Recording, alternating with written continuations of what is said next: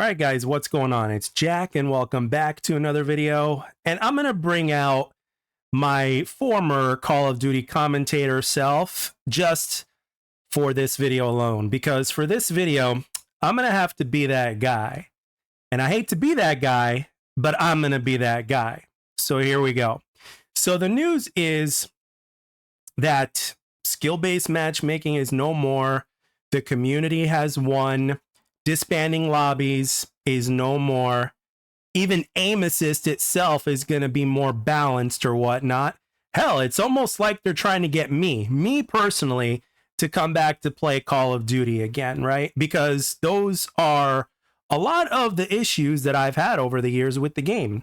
And when you look at guys like Blame Truth, you know, and you got some other guys out there like the Rick, Nero Cinema, Fooly, and a few others that have basically been, well, some of them are louder than others, right? But let's just say for the sake of the video, they've been, you know, screaming off the top of their lungs about what's wrong with the company and how shady Activision is and what the game could be doing better and all that kind of stuff, right? They've been for years repeatedly calling out the things that are wrong. And also to give credit, like for instance, I remember Blame Truth back during the Modern Warfare 3 days when it came down to sometime after launch, you know, the amount of improvements that were made, I remember him praising the game and giving credit where it's due, to where I think he said, and I'm paraphrasing here, that he thought that Modern Warfare 3 at the time, the new Modern Warfare 3 was probably the best overall new era modern Call of Duty, if not close to it or something like that. Don't quote me on that, but something like that. But long story short, he actually praised the game and gave credit where it's due, and he's actually mentioned that in plenty of videos. Like, he's going to give credit where it's due, and if there's something that's wrong, he's going to call it out, dial it up to 11, and sometimes scream at it or whatnot, right? So credit goes to these guys for like literally calling out all the stuff that is wrong for years. And as much as I love to give them more credit beyond that, I hate to say it, but they are not the biggest reason as to why we are where we are right now. And I'll tell you what the biggest reason is. As a matter of fact, it's more than one. We are in what you would call a perfect storm right now. And in my opinion, and I hope I'm wrong, I'm going to say it right here and now. I hope I'm wrong, and I hope what Black Ops 7 is saying they're going to give us, I hope it sticks from here on out as far as the Call of Duty franchise and its player base is concerned, right?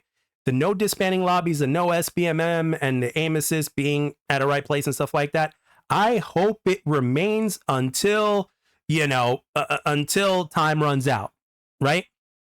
Now, with that being said, going back to The Perfect Storm here, great movie, by the way. If you haven't seen The Perfect Storm, I highly recommend you watch it. It's an oldie but a goodie. But anyway, let's put everything on the table here, shall we? Number one, it has been reported that the majority of Black Ops 6 sales, which is I believe 81 or 82%, was on PlayStation. And of course, the game was also on Game Pass. So whatever else of the 18 or 19%, we don't know how many percentage were on Game Pass. We don't know how many people actually bought the game.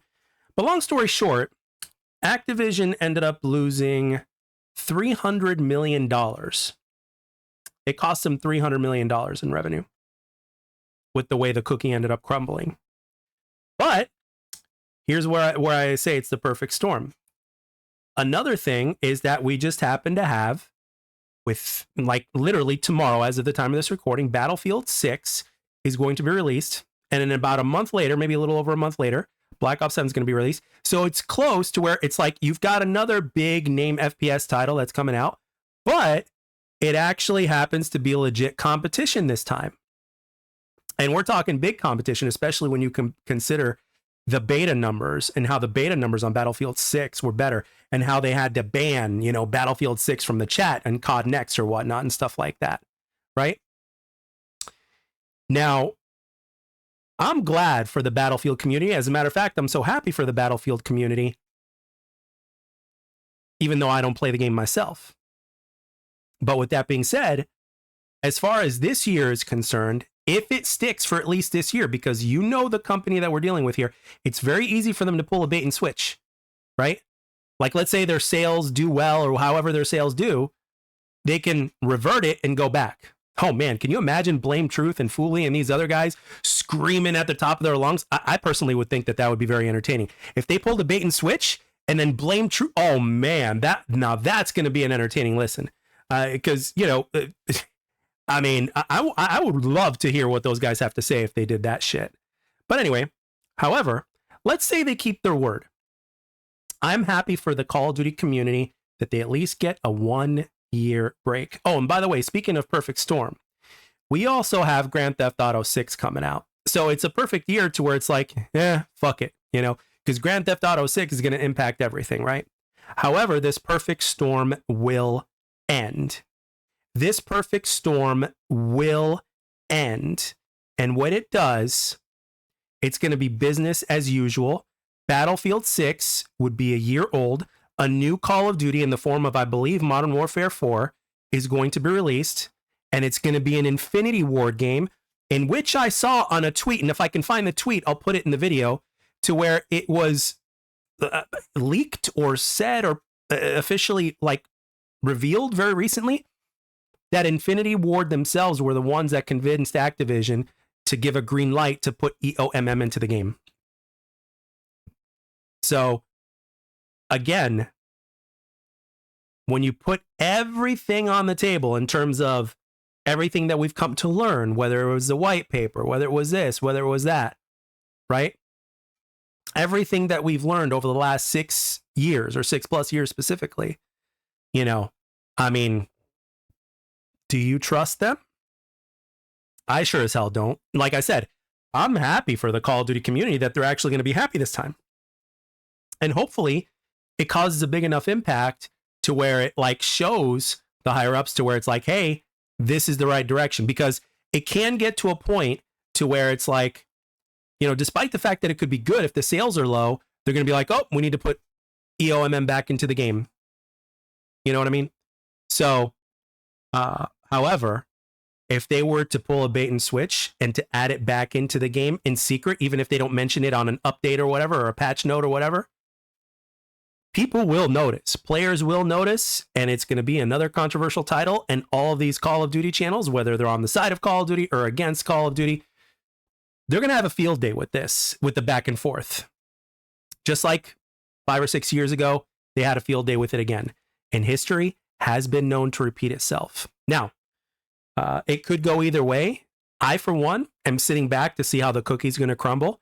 I am going to continue watching a whole bunch of other content creators, but it's going to be very entertaining, to say the least, whichever way this goes. And man, oh man, can you imagine how crazy some of these Call of Duty channels are going to be if they revert and put it back into the game once the sales are done? Like after Christmas, or when Christmas arrives, when you get new Christmas noobs, guess what? Oh, we got to put it in there to protect. Oh man, can you imagine that? But anyway, with that being said, at the end of the day, we can't forget historic facts, and we can't forget the shit that's been going on and the stuff that's been revealed over the last 6 years. Are we in a potentially good spot now as far as Call of Duty is concerned because of all these changes that are coming?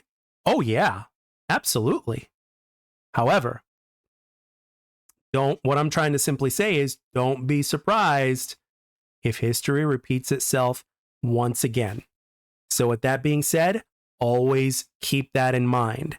Think with your mind, not with your excitement. Don't think with your emotions, think with your mind. So with that being said, guys, I'm ending it here. Let me know down in the comment section in terms of what you guys think and what your opinions are.